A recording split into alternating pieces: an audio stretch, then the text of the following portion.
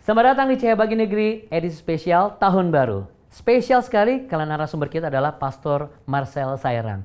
Kalau dari perspektif saya yang melayani banyak jemaat hari-hari ini ya, saya melihat bahwa karena ada banyak orang tua hari-hari ini mulai memandang sebelah mata tentang fondasi iman. Ada banyak orang tua, mereka tahu iman itu penting, tapi seringkali mereka lebih kepada, oh sudahlah nggak apa-apa kan, yang penting hari Minggu ke gereja, ya sudahlah nggak apa-apa lah, yang penting kan hari Minggu mereka Sunday school atau mereka dengar khotbah. Saya mau bilang buat orang tua nggak cukup. Sekarang kita masuk ke pelayanan. Pelayanan, oke. Sibuk kan? Sibuk. Pernah nggak Anda sakit? Baik itu sakit hati, ataupun sakit pikiran, bahkan sakit fisik. Nanti kita bahas satu persatu sakitnya ya. Iya. Tapi sebelumnya kita nyanyikan dulu satu pujian. Apa tuh? Pendeta juga manusia. Manado ada tempat khusus di hati seorang Marcel Saerang dong? Pasti kenangannya banyak. Nah, apa yang akan Anda lakukan dan harapan terbesar Anda untuk kota Manado untuk tahun-tahun mendatang? Jangan Anda lewatkan. Yuk, ikuti perbincangan saya dengan Pastor Marcel Saerang berikut ini. Cahaya Bagi Negeri.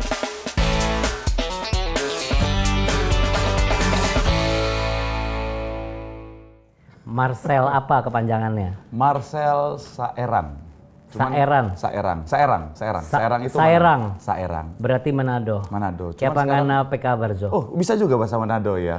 Sedikit Jo. Kasih tahu dulu dong coba gimana kalau kita ketemu nih gimana? Gimana kabarnya gitu? Dari mana Ngana? Dari tadi kok. Sehat sekali dapat lihat. Kita selama nunggu pangana. Oh, haleluya, puji Tuhan.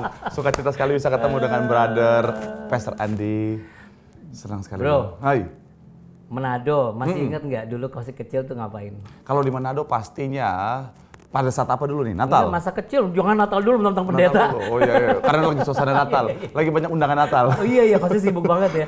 Nanti kita akan masuk ke sana, tapi iya. aku penasaran masa kecil, your childhood tuh gimana sih? Masa kecil seorang Marcel Saerang itu ya sama seperti anak-anak pada umumnya ya. Berapa bersaudara? Kita itu sebenarnya 3 bersaudara, tapi yang kedua sebenarnya. Tengah-tengah. Tapi saat kecil ya Cici dipanggil Tuhan, jadi sisa berdua naik pangkat jadi anak pertama, dan akhirnya ya udah tumbuh seperti biasa sebagai seorang anak yang tinggal dekat pesisir pantai.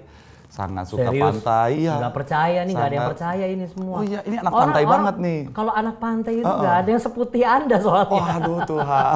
Ya mungkin karena udah sering ke Jakarta. Pakai payung ya di pantainya. Udah ke Jakarta. Enggak, sebenarnya pakai sunscreen. Soalnya kan di Manado tuh panas banget. Saking panasnya matahari aja pakai sunscreen di sana. Emang dekat pantai apa sih dulu? Pantai Malalayang bilangnya. Malalayang. Pernah sering pelayanan ke Manado tuh? Pernah ke Bunaken, pernah ke Lokon. Pernah terus ke yang sekarang di Manado sudah ada banyak mall tuh di pantai. Iya. Kawasan pinggir pantai. Anda di mana? Betul. Kalau dari situ kurang lebih cuma 10 menit dari mall itu. Oke. Dekat rumah, makanya kan dekat pantai. Ngapain tuh masa kecil di Manado? Biasa sekolah, main, jalan-jalan. Anda kan bisa memetakan nih masa kecil Anda bersama pola asuh orang tua. Itu apa yang Anda lihat yang itu terpatri di dalam pertumbuhan Anda sebagai seorang Marcel Saerang? Oke, pola asuh orang tua. Kalau dari perspektif saya baik saya melihat zaman dulu dan zaman sekarang. Iya, kita pisahkan dulu Marcel Saerang sebagai pastor. Iya. Sekarang kita kembali ke Marcel Saerang yang dulu. Ya, tapi saya akan tetap melihat dari perspektif pengetahuan parenting zaman sekarang ya. Jadi cara mendidik mereka itu cocok pada masanya. Jadi orang tua, spesifik si mama ini dia seorang eksekutor. Jadi memang ya mungkin karena salah satunya memang karakternya juga yang memang. Karena orang tua zaman dulu kan begitu kan. Aktif, iya. Betul. Kalau Indonesia Timur kan memang keras-keras. Iya, polanya gitu. Ibaratnya sampai teman saya bilang gini, kalau gagang sapu itu tidak terangkat, kita tidak akan masuk ke kolong meja, kita tidak taubat gitu kan. Ibaratnya gitu, bukan berarti itu buruk. Tapi memang sesuai dengan masanya. Betul. Sesuai dengan masanya, dan memang saya merasakan memang ada dampak yang positif di balik semua itu. Memang waktu itu memang kaget. Maksudnya waktu kita kecil kan, maksudnya kok mama saya jahat ya, kok orang saya gitu banget ya. Pernah juga terpikir seperti itu? Iya, sempat. Sampai biasalah kita mungkin kita kan mungkin seumuran ya. Mungkin juga pernah ada masa di mana pengen lari dari rumah kan. Tapi ternyata cuma lari ke tetangga paling jauh atau ke akhirnya cuma lari dari kenyataan aja. Balik lagi ya. Jadi ya awalnya dulu pikir kenapa kok tega banget ya. Tapi akhirnya semakin dewasa sadar bahwa ya memang ini adalah yang terbaik. Dan memang orang tua gitu. Ada saat dimana mereka contohnya pakai kekerasan fisik ya. Walaupun pakai ayat Alkitab juga mami saya. Di ujung cemeti ada madu. Ayatnya itu terus yang dia suka bahas. Jadi setiap dia pukul, pak, kamu akan ngerti kenapa mami begini. Di ujung cemeti ada madu gitu. Tapi cuman sampai di SD. Ketika SMP ke atas itu udah nggak ada lagi kekerasan. Ini menarik. Berarti dari kecil orang tua Anda itu termasuk orang tua yang menanamkan nilai-nilai iman kekristenan yang benar-benar ibaratnya secara holistik nih membentuk Anda sekarang. Sangat. Jadi sejak saya kenal dunia, yang saya tahu di rumah selalu ada mesbah doa setiap malam. Setiap malam? Setiap malam, itu sesibuk apapun kita. Itu apa yang dilakukan biasanya orang tua zaman dulu menerapkan ke Marcel sebagai anak waktu itu? Jadi biasanya kita pokoknya setiap malam, sesibuk apapun kita, setiap malam sebelum kita mau tidur, kita akan pujian penyembahan bersama, baca firman bersama, doa bersama, baru tidur. Apakah orang tua aktivis gereja juga? Aktivis gereja, iya. Dari mami saya itu sejak dari muda udah jadi guru sekolah minggu, kemudian pelayanan remaja, dan sampai di masa tua sekarang pelayanan komisi lansia. Dan pola asuh yang diterapkan di diri brother waktu zaman dulu, bagaimana? Apakah itu terimplikasi juga di diri Anda sebagai seorang ayah sekarang? Sebagai orang tua? Sangat. Hal apa yang Anda terapkan? Diduplikasi barangkali atau diwariskan? Sampai hari ini, sesibuk apapun saya selalu ajak istri, anak itu doa pagi dan doa malam bersama. Setiap hari atau setiap berapa kali dalam seminggu? Karena mungkin saja secara kedagingan capek, Tuhan ngerti lah, besok aja lagi. Setiap hari, selalu setiap hari. Bahkan anak saya yang masih 1 tahun 8 bulan itu, kalau dia kebangun tengah malam, kalau saya baru pulang pelayanan, dia akan duduk dan, ayo papi doa. Anak berapa? 1. Namanya siapa? Joanna. Candlelight Muter. Itu marga Belandanya memang. Oh, Muter ya? Muter ya. Oke. Ada darah Belanda. Gaya hidup, apakah gaya hidup lebih bukan free dalam konteks yang negatif, walaupun memang ada sisi seperti itu, atau memang sejak awal seluruh keluarga memang diterapkan penerapan gaya hidup kekristenan? Sejak saya kenal orang tua saya, memang saya melihat memang mereka tuh benar-benar ya takut akan Tuhan, hidup dalam Tuhan. Mereka benar-benar menerapkan nilai-nilai firman Tuhan dalam setiap kehidupan keseharian. Jadi memang itu yang udah sangat-sangat tertanam dari kecil. Jadi ternyata kebiasaan berdoa, mesbah keluarga itulah yang menjadi legacy. Yes, ya? betul. Legacy untuk anak-anak juga sama istri ya. Istri mohon izin namanya siapa? Sherin Saerang berarti ya? Sherin Saerang sekarang. Saerang ya, Iya, oke. Waktu ketemu dengan istri, apakah semuanya berjalan dengan baik, smooth, atau juga ada pernak-pernik dan kerikil-kerikil atau batu-batu besar yang Anda hadapi? Waduh, ini sekalian promosi YouTube saya nih. Wow. Yang penasaran seperti apa kisahnya? Tinggal cek YouTube saya. Jadi pertama kali ketemu istri itu sebenarnya waktu masih boy band. Jadi dulu kan pernah boy band. Dulu boy band apa sih? Boy band, dulu Motion. Namanya Motion, sekarang udah bubar jadi Lotion sekarang. Aduh. Jadi udah lembab banget sekarang. Ini ngomong-ngomong ya. Tolong ketawa mereka dimasukkan juga ngomong-ngomong ya. Boy bandnya si Pastor Marcel kan Motion. Percaya nggak dari tahun 96 sampai 2003 aku tuh punya band namanya Motion. Wah. Namanya Motion kita band. Satu hati memang luar biasa. Jadi Lotion juga nggak sekarang? Enggak. Sekarang jadi Potion kayaknya. Enggak. Iya. Terus kita memang memilih jalan masing-masing karena Tuhan sudah atur semuanya gitu. Terus akhirnya sempat juga aku jadi boyband namanya Cosmotion dulu. Oh. Yang aku sama Umbu sama semua sama Ica sama si Alfred. Iya. Dan kita mau disclaimer dulu ya di acara ini ya. Habis ini kita akan bentuk boyband ya. Tenang aja ya. Bentuk boyband, two pastors ya. Two pastors for his glory ya. Betul, kami siap lip sync lagi. Oke. Ini langsung ada telepon dari produser label LKH Rohani nih. Oke deh, anyway. Kita back to the topic. Konflik. Yes. Mungkin ada orang-orang bilang, ngomong semuanya kayaknya everything going smoothly semua. Coba masa sih nggak ada masalah? Jujur kita punya masalah kan sebenarnya. Betul. Tapi how to deal with the conflict? Orang tua atau saya? Orang tua dulu. Orang tua itu Konflik pasti ada, namanya hubungan rumah tangga, dua kepala, dua sifat, dua latar belakang. Nah, tetapi saya belajar dari orang tua bagaimana mereka menyelesaikan konflik mereka. Mereka tidak pernah menggunakan kata-kata kasar, mereka tidak pernah saling memaki satu sama lain, apalagi menggunakan kekerasan fisik. Jadi ke anak memang dieksekusi dengan luar biasa, tapi sesama orang tua mereka itu sementok-mentoknya mereka itu akan merubah cara panggilnya. Jadi saya akan tahu mereka lagi berantem atau tidak adalah ketika mereka lagi memanggil satu sama lain. Biasa kan papi mami kan, papi mami. Terus jadi saya ya? Enggak, Apa? Anda. Wow, luar biasa. Berarti jadi zaman dulu sudah ada podcast duluan sebelum kita ya? Sudah ada Anda. Jadi kita, ini lagi ada masalah. Ya? Nggak bisa minta uang jajan ini. Honestly sama sekali tidak pernah ada konflik di depan mata Anda yang besar? Itu sekencang-kencangnya mereka artinya berselisih pendapat. Itu nggak pernah pakai kata-kata kasar, teriak-teriak, saling memaki dan lain sebagainya. Puji Tuhan saya belajar banyak dari hal itu, makanya itu pun yang saya terapkan dalam keluarga saya sekarang. Wow. Berarti intinya saya dapat jawabannya. Kalau ada masalah dan konflik, Anda pun juga akan melakukan hal yang sama seperti orang tua Anda lakukan. Yes. Kalau ada yang bertanya, itu kan nggak bisa dilakukan, diterapkan di semua keluarga karena latar belakang orang beda-beda. Ada yang latar belakangnya itu kepahitan dan lain sebagainya. Terus bagaimana dengan kasus-kasus seperti itu? Pendapat Anda mengenai pertanyaan ini bagaimana? Oke, saya selalu percaya bahwa selalu ada pemulihan ya. Artinya gini, mau seperti apapun latar belakang kita, di dalam Tuhan selalu ada pemulihan. Amin. Dan ketika setelah dipulihkan, namanya pemulihan itu artinya kan sesuatu yang sudah dikembalikan pada kondisi yang baik. Artinya apa? Kita bisa memulai kembali sesuatu yang baru dengan kondisi yang baik tadi. Amin. Sesuatu yang baru, kondisi yang baik itu sebenarnya bisa dimanfaatkan terutama di momen-momen seperti sekarang ya, Natal, menjelang tahun baru. Ya, mungkin setelah tahun kemarin atau beberapa tahun ini kita sempat jadi orang yang begitu garang dan lain sebagainya. Betul ya? Seperti itu ya. Jadi jangan tradisi marah-marahnya yang diterusin. Betul. Ya, tradisinya harus diperbaharui, kasih itu. Ya. Tradisi Natal ngomong-ngomong di Manado ngapain biasanya? Apa? Di Manado. Kenapa? Tradisi Natal. Tradisi Natal biasanya itu adalah itu bikin kue bersama.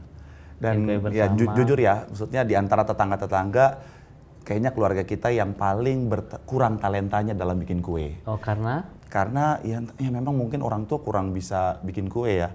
Jadi kita kalaupun bikin kue paling cuman yang ada ya tepung dibikin adonan, kemudian dipotong kecil-kecil terus digoreng. Cuman itu doang. Ya kita cuma beda talenta aja bro. Kalau keluarga saya itu talentanya berbeda. Jago bikin kue? Enggak, jago menikmati kue. Oh kalau itu juga kita juga loh bisa diadu kalau gitu kita.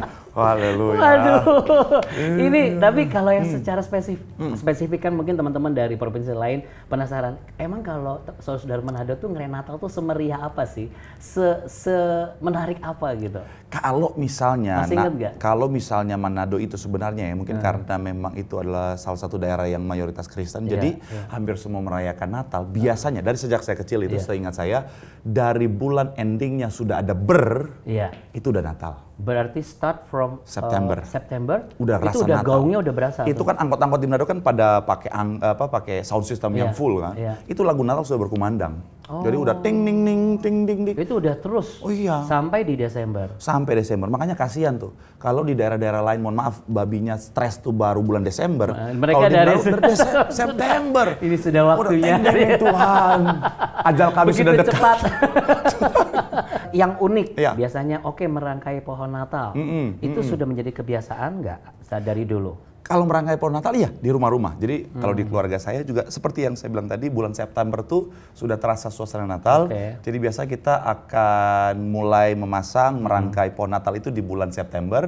Nanti dibuka di 2 tahun kemudian biasanya memang akhirnya. Karena lupa ya? Karena sayang, karena pasangnya capek. Pasangnya capek. Berarti pohon Natal yang besar. 1 kali pasang buat 2 tahun. Anyway, itu mempererat nggak hubungan sesuatu chemistry antara orang tua, keluarga? Iya.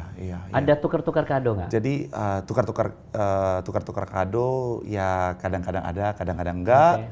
Tapi ya memang kalau bicara mempererat, ada mempereratnya, ada kadang-kadang ya jadi konfliknya juga.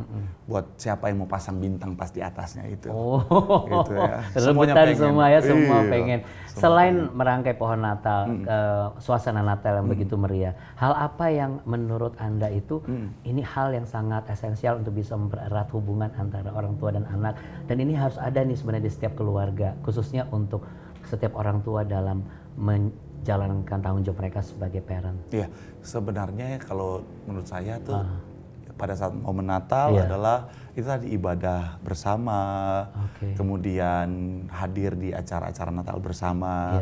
Cuman pastikan jangan hanya sampai di momen Natal aja, tapi pastikan mesbah itu selalu terbangun setiap hari. Makanya kan seperti yang saya bilang tadi kan dalam keluarga saya, kenapa itu benar-benar impactful adalah karena mesbah itu selalu terbangun setiap hari, bukan cuma di momen-momen Natal, momen-momen spesial. Karena Tuhan lahir di hati setiap kita bukan cuma pada saat bulan Desember, tapi setiap hari kita harus pastikan Tuhan ada di hati setiap kita. Jadi refleksi Natal nggak cuma di gereja. Refleksi Natal terjadi di rumah setiap hari. Betul. Itulah sebabnya harus ada yang namanya mesbah keluarga ya.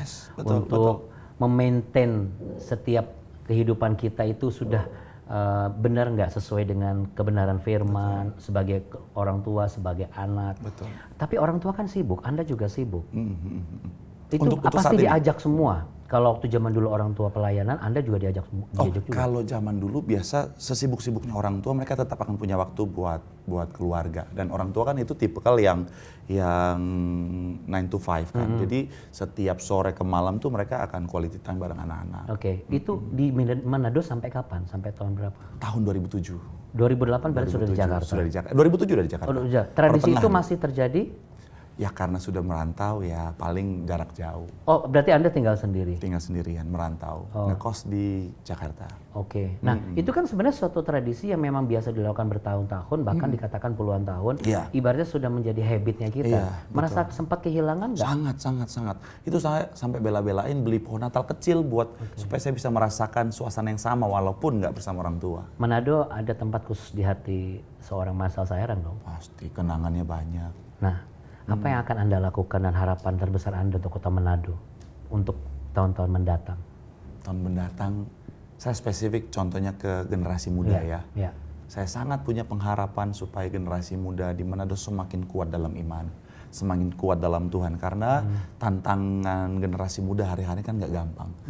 Makin dekat dengan yang namanya akhir zaman, iblis menargetkan anak muda itu untuk menjadi sasaran utamanya untuk dihancurkan. Nah, di kota Manado, kota yang sangat maju, kota yang sangat terbuka, dengan pola pikir yang sangat terbuka. Kalau tidak didasari dengan dasar iman yang kuat, itu bisa berbahaya. Makanya saya ingatkan buat anak-anak muda, yuk milikilah dasar iman yang kuat. Karena sedikit kesaksian, saya nyampe ke Jakarta kan salah pergaulan dan lain sebagainya. Tapi karena fondasi imannya sudah puji Tuhan sangat cukup. Tertanam sejak kecil itu. Jadi akhirnya sekalipun salah jalan, sekalipun akhirnya mungkin sempat kesana kemari, saya tahu kemana harus kembali. Jadi ini menarik nih. Pastikan anak muda punya dasar iman yang kuat. Saya tahu harus kemana untuk kembali. Karena jangan-jangan generasi muda sekarang mereka justru tidak tahu kemana harus kembali ketika mereka sedang agak sedikit tidak sadar kesana kemari dan sebagainya. Kadang-kadang mereka sadar mereka lagi salah jalan, cuman mereka nggak tahu kemana harus kembali. Kalau yang dari Pastor lihat, dari kultur ataukah dari tren yang sedang berkembang, apa sih faktor apa yang membuat generasi muda sekarang, khususnya di kota Manado yang Anda cintai itu, mengalami sebuah poin tadi, kesulitan untuk kemana harus kembali? Apa penyebabnya? Kalau dari perspektif saya yang melayani banyak jemaat hari-hari ini ya, saya melihat bahwa karena ada banyak orang tua hari-hari ini mulai memandang sebelah mata tentang fondasi iman. Ada banyak orang tua, mereka tahu iman itu penting, tapi seringkali mereka lebih kepada, oh sudahlah nggak apa-apa kan, yang penting hari Minggu ke gereja, ya sudahlah nggak apa-apa lah, yang penting kan hari Minggu mereka Sunday school atau mereka dengar khotbah. Saya mau bilang buat orang tua, nggak cukup. Karena yang paling penting adalah apa yang kita tanamkan dari organisasi yang terkecil namanya keluarga. Dari kecil tanamkan itu, karena itu yang akan menjadi fondasi mereka. Saya setuju. Sebenarnya gereja itu harus jadi the second family ya, dan keluarga tuh harus jadi gereja kecil gitu loh, small church gitu. Jadi di mana faith, Gospel semua tuh berlaku dan ditanamkan di situ gitu loh. Betul. Disitulah dari semuanya berawal kan. Jadi pastikan di sanalah kita benar membangun iman anak-anak kita.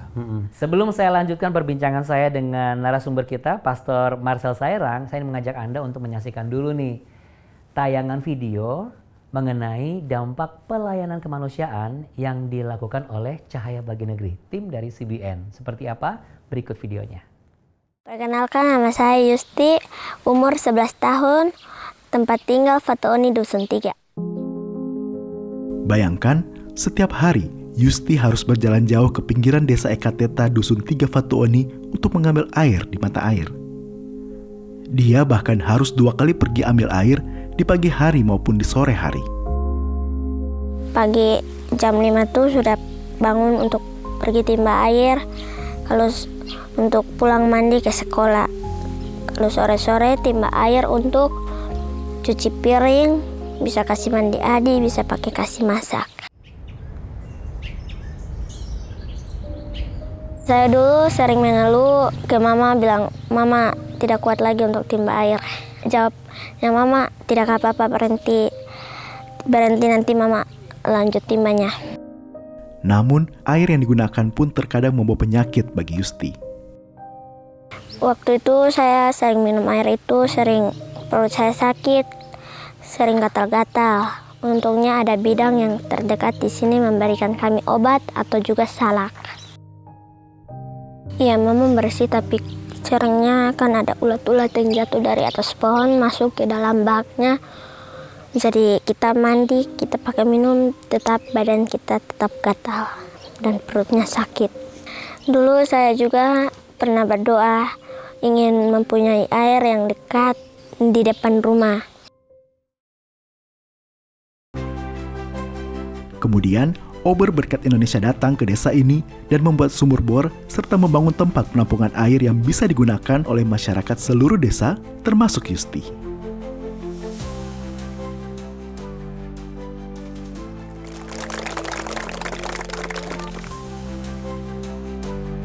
Air sekarang sudah dekat.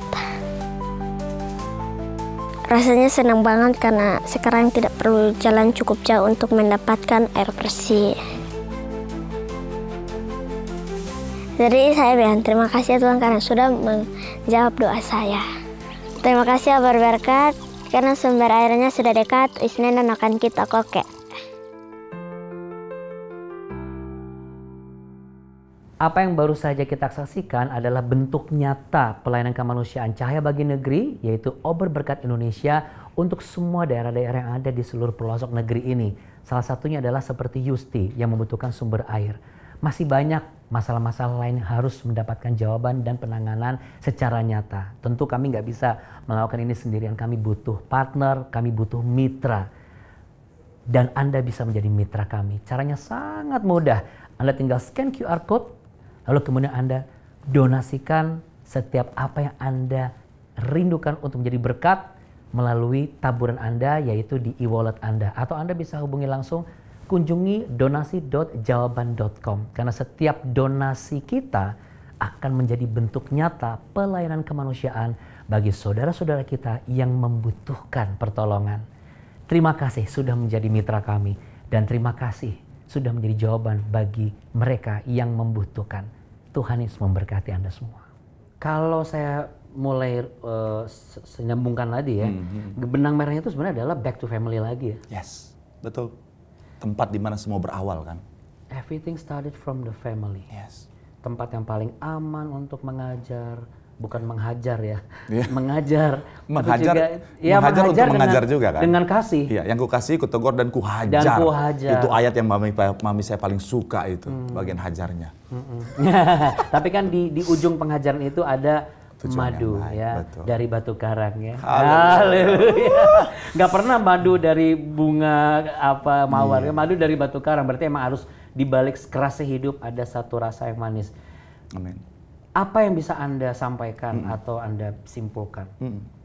Seberapa besar faktor keluarga, kepentingan untuk satu membentuk anak-anak, yang kedua membentuk masa depan, dan yang ketiga untuk menentukan perjalanan hidup? Oke, kalau bicara tentang keluarga itu sangat penting. Kenapa? Karena balik lagi dari sanalah semua itu berawal. Makanya ketika Tuhan menciptakan manusia, yang Tuhan ciptakan juga pertama kali adalah konsep keluarga. Tuhan nggak ciptakan Adam sendiri, Tuhan taruh Hawa untuk apa? Untuk mereka menjadi satu keluarga. Karena memang sekali lagi keluarga adalah tempat di mana itu berasal, itu berawal. Makanya nggak heran iblis menargetkan keluarga sebagai sasaran utama. Karena ketika biasanya keluarga hancur, ada banyak bapak-bapak hidupnya hancur, pekerjaannya hancur. Ketika keluarga hancur, ada banyak istri-istri, ibu-ibu akhirnya hancur. Ketika keluarga hancur, ada banyak anak-anak akhirnya ngalamin kehancuran. Jadi pastikan kita sebagai orang tua, kita benar-benar bangun keluarga kita di dalam Tuhan, supaya akan menjadi fondasi yang kuat baik buat kita maupun anak-anak kita nanti. Pertanyaan selanjutnya, bagaimana kalau kita dalam kondisi either itu kita nggak punya ayah, kita nggak punya ibu, atau kita nggak punya keduanya. Kita punya keluarga di dalam Tuhan. Kita punya Yesus, Bapa yang sejati, yang nggak pernah meninggalkan setiap kita. Datang sama Tuhan, Tuhan sanggup kirimkan orang-orang yang tepat untuk ada di lingkungan kita.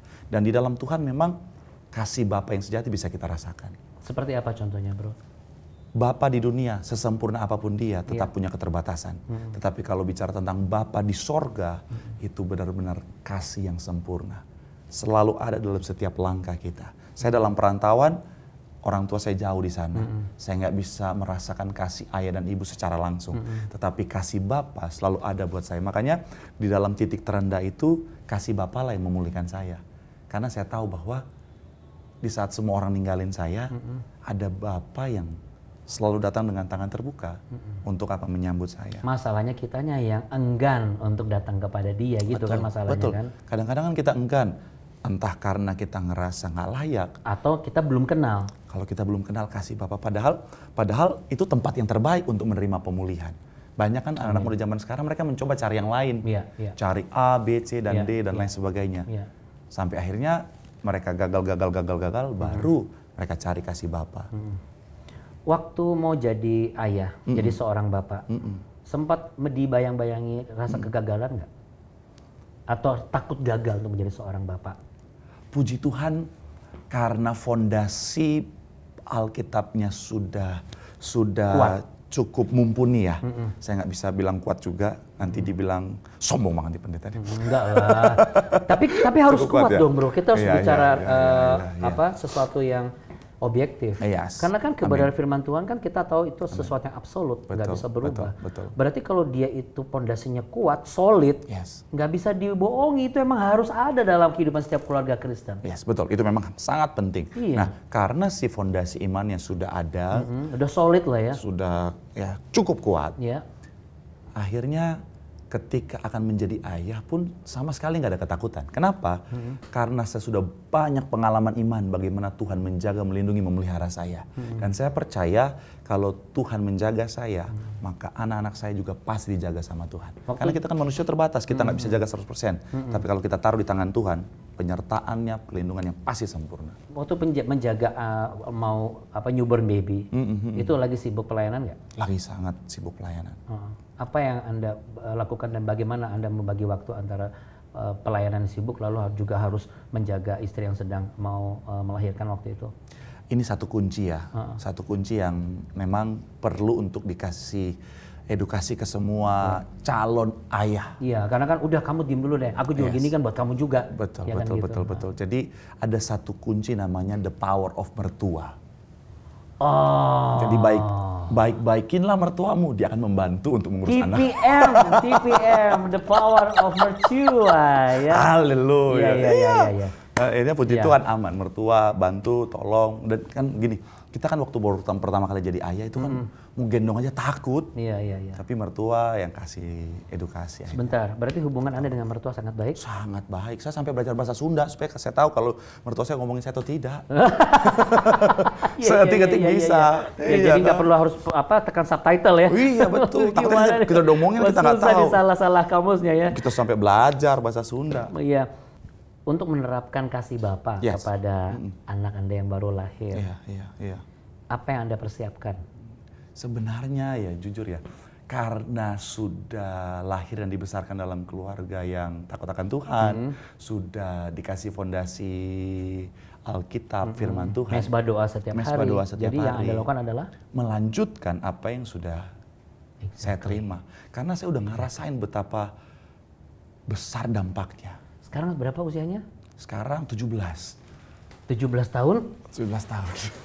Kali berapanya itu nanti kita bahas.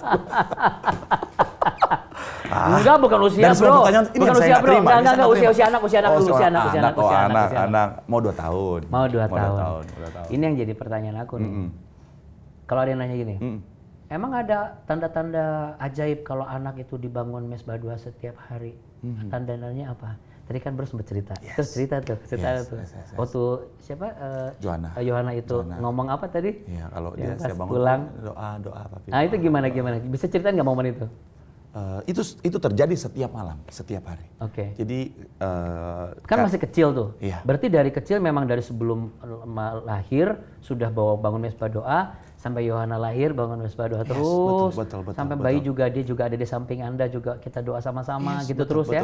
Sampai yang Anda lihat tuayan bagus dari Anda tabur mengenai kekuatan iman ini ditanamkan sejak kecil, the power mesbah doa ini, altar ini apa? Iya. Dari diri saya berarti ya. Iya. Itu tadi, ketika salah jalan, kita tahu kemana harus kembali. Oke. Kalau untuk anak Kalau sekecil untuk itu, anak, dampaknya justru lebih ke kitanya, orang tua. Jadi kan kalau dia kan, kita kasih contoh, karena kan tindakan kita speak louder daripada bicara kita kan. Jadi memang karena saya dari awal nikah pun, dari sebelum nikah pun kita sudah sering bangun mesbah doa sama-sama. Jadi ketika menikah, itu yang terus kita lakukan. Dan ternyata anak kita mencontoh kita. iya apa ini? Itu yang mau aku tahu ngapain sih Yohana? Dia akan, kalau kita udah doa, dia akan duduk. Langsung? Dia akan duduk dan, mami papi doa, mami doa. Oke. Gitu. Dan habis doa, cium. Jadi kita harus baru Oke. gitu. Ini pasti Dan papi itu tuh maminya habis doa sukacita sebelumnya banget. suka cium gitu Ya, ya. memang selalu dibiasain ya. Jadi sebelum pelayanan, sebelum itu tetap ada. Papi pergi dulu ya mami Iya. cium. Makanya Yohana begitu kan? Iya betul. Cium. Semua dicium. Harus jatah. Joanna dapat, maminya juga. Luar biasa. Puji Tuhan. Puji Tuhan. Ya, sebelum kita lanjutkan ya obrolan kita dengan narasumber kita, Pastor Marcel Sairang. Nah, kalau Anda lihat ada nomor-nomor yang tertera di layar saat ini, itulah nomor di mana Anda bisa menghubungi konseling doa. Ya, ada tim konselor kami yang langsung siap mendoakan Anda. Jikalau Anda saat ini merasa ini masa terendah saya, memang saya diberkati dengan tayangan ini, saya ikuti perbincangan ini, tapi saya juga butuh kekuatan baru. Anda bisa hubungi Sahabat 24 karena setiap hari mulai saat ini ketika Anda hubungi, Anda pasti langsung didoakan dan Anda akan menemukan kekuatan yang baru dari tim konselor yang mendoakan Anda semua karena kami siap untuk menjadi sahabat doa Anda semua. Sekarang kita masuk ke pelayanan. Pelayanan, oke. Sibuk kan? Sibuk. Pernah nggak Anda sakit? Baik itu sakit hati ataupun sakit pikiran, bahkan sakit fisik. Nanti kita bahas satu persatu Oke, sakitnya ya. iya. Tapi sebelumnya kita nyanyikan dulu satu pujian. Apa tuh? Pendeta juga Manusia. Pasti. Kalau bicara tentang jadwal, ya apalagi ini kan namanya Iya. Natal dan Tahun Baru kan. Iya. Jadwalnya padat. Saya kan, saya bilang tadi, saya bisa berdua minimal tuh, satu tim saya. Kemarin kita baru dari pedalaman Sumbawa, mendarat di laut. Wow. Kemudian ya banyak jadwal ke Kalimantan dan lain sebagainya. Makanya hari ini dia tumbang kan, sakit juga, dia demam dia, sakit. Apakah pernah sakit? Pernah. Flu pasti. Iya. Kemudian biasa tulang-tulang belakang rasa mau Iya, patah. kayak rentek gitu Iya, ya. apalagi kan zaman sekarang lagi musim Gen Z tapi pinggang lansia kan. Gitu ya, bikin lansia ya. Oh betul. Jadi memang apakah pernah sakit? Ya pasti. Tapi dalam arti sakit yang puji Tuhan sangat masih bisa ditolerir. Jadi sedikit kesaksian ya. Iya. Dari tahun 2015 sampai hari ini tidak pernah izin di hari Minggu. Full pelayanan terus. Dari tahun 2015. Sejak jadi pendeta, setiap hari Minggu tidak pernah absen. Misalkan untuk tetap tampil prima, memberi yang terbaik, untuk tetap sehat. Gitu. Dan kita lagi berjuang untuk ya supaya ya tetap sehat. Jangan kasih tahu jemaat, jaga kesehatan. Tapi diri sendiri nggak jaga kesehatan. Ya kan mensana in corpore sano. Betul. Ya. Betul. Di balik apa jiwa yang sehat, apa tubuh yang sehat terdapat jiwa yang kuat. untuk bisa pelayanan lebih banyak. Betul. Gitu. Karena kan jadi pendeta jiwa kita harus kuat. Kalau enggak, Betul. menanggung semua beban jemaat dengan masalah tantangan persoalan kehidupan. Subuh-subuh telepon pendeta, itu kan nggak gampang. Betul. Pernah nggak ngalamin itu lalu kemudian ada yang komplain? Apa tuh misalnya? Ya misalnya, kok telepon kamu sih konseling, apa nggak bisa telepon yang lain malam-malam gitu? Waduh Tuhan, jemaat ini nomor handphone saya kadang-kadang udah mau meledak rasanya. Iya. Kadang-kadang jam subuh jam 3. Kan kita hari Senin kan hari tidur sedunia kan biasanya kan. Kayak hari ini misalnya sebenarnya ya. Ya I like Monday lah. I like Monday, haleluya. Kok beda banget ya yang I like kayak Monday yang dulu sama Monday, sekarang iya. beda ya. Kalau kita suka Monday, nah, kalau Senin tuh biasa kita hari tidur sedunia. Nah ada jemaat tuh hari Minggu mau ke Senin subuh jam 3 nelpon, video call lagi. Ya. Saya pikir penting nih, mungkin lagi dalam Ternyata hanya sekedar pas ngangkat, Papa lagi di mana? Darah Yesus Tuhan. ada yang iseng-iseng kayak begitu. Ada cuma mau nanya di mana, Bu? Saya ini pendeta, Bu. Ya di kasur lah, Bu, jam segini, Bu. Nah, istri nggak marah, nggak komplain, nggak maksudnya kenapa kami masih angkat atau apa? Ini yang akhirnya masuk sini, puji Tuhan, Tuhan bukakan. Ini konflik-konflik kayak begini nih yang harus bisa Anda jelaskan. Yang pertama adalah kenapa dia nggak marah? Yang pertama karena memang dia kan pengertian, dia ngerti memang sekali lagi kita hamba Tuhan melayani, takutkan urgent dan lain sebagainya. Yang kedua, mau marah gimana? Dia aja udah pingsan. Jadi gini, Bu, saya dikasih. Ternyata istri baru sadar selama ini. Baru kebukan nih, jangan sampai pulang nanti. Oh jadi kamu selama ini aku pikir aku mimpi. Ternyata kamu tuh angkat telepon beneran ya gitu. Dia udah ngerti, jadi ya udahlah. Puji Tuhan. Makanya penting ya buat ibu-ibu di luar sana, istri di luar sana, tunduklah kepada suamimu. Jadi kalau suami lagi pelayanan, jangan dimarah-marahin. Ya kan? Oke. Betul. Puji Tuhan, finally pesan buat istri sampai, apa? Kita sampai kepada satu pertanyaan ya. Pernyataan dari Pastor Marcel Sairang agar setiap orang tua itu bisa menerapkan hal-hal kerajaan Allah yang praktis. Apa yang bisa Anda sampaikan? Jadi contoh yang baik. Jadi contoh yang baik buat anak. Jadi bicara tentang untuk menjadi ayah yang baik adalah pastikan kita yang hidup menuruti firman. Karena anak akan melihat apa yang kita kerjakan, bukan hanya apa yang kita katakan.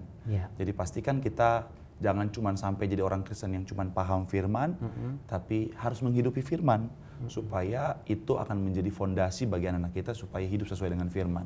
Karena sehebat apapun kita nggak bisa jaga anak kita selamanya, tapi kalau mereka hidup dalam firman, setiap langkah mereka adalah langkah berkat, langkah damai, langkah sukacita, langkah yang akan membawa hidup mereka menuju pada keselamatan yang Tuhan sediakan. Haleluya. Kalau ada modul nih, belajar jadi orang tua, Anda setuju nggak sih?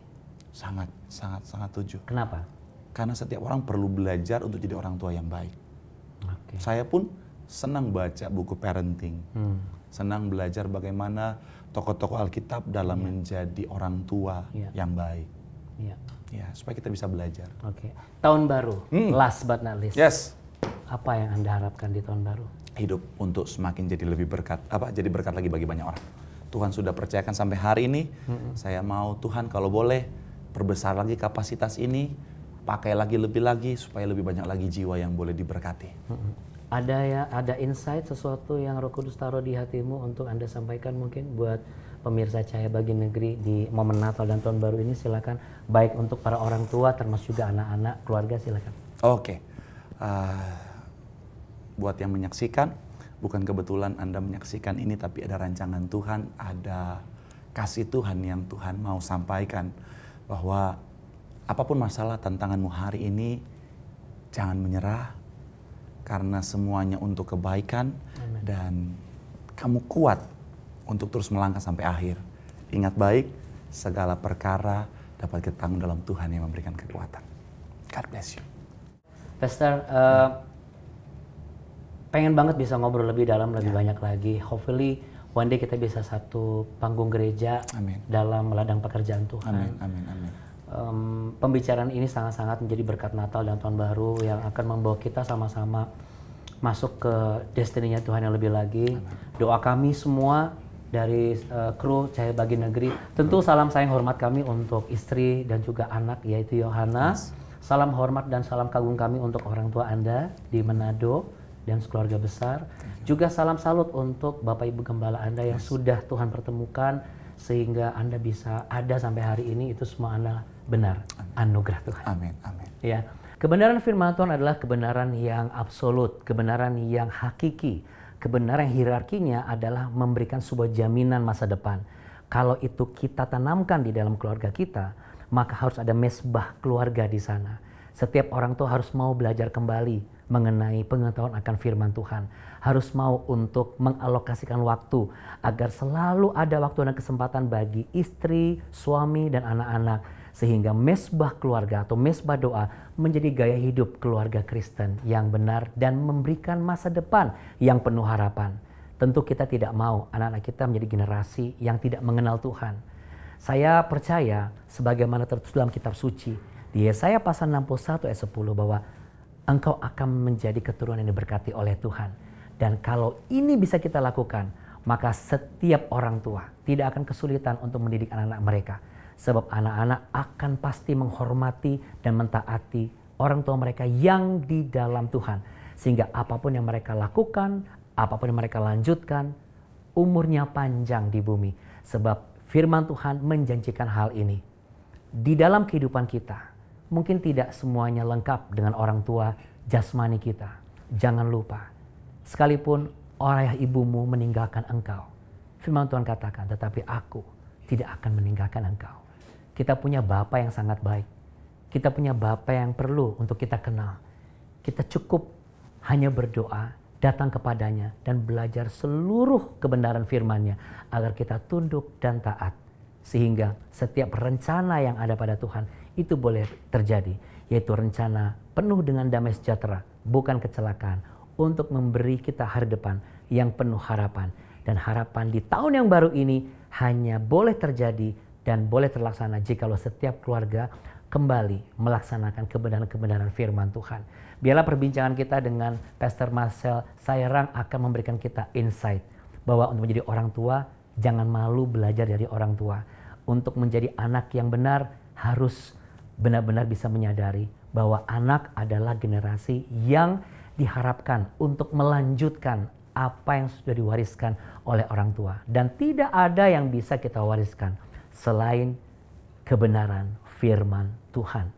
Biarlah tahun yang baru ini kita jalan dan kita masuki dengan tuntunan firman Tuhan yang semakin kita kenal. Dan kami harap seluruh tayangan Cahaya Bagi Negeri sepanjang tahun ini bukan hanya memberikan inspirasi, tapi juga motivasi dan insight-insight baru supaya kita semua mampu bangkit dan berjalan sesuai dengan tuntunan kebenaran firman Tuhan. Saya mewakili seluruh tim Cahaya Bagi Negeri mengucapkan terima kasih atas kesetiaan Anda semua. Tetap setia, tetap subscribe, tetap kasih jempol. Tuhan Yesus memberkati. Jempol untuk Anda di tahun yang baru ini.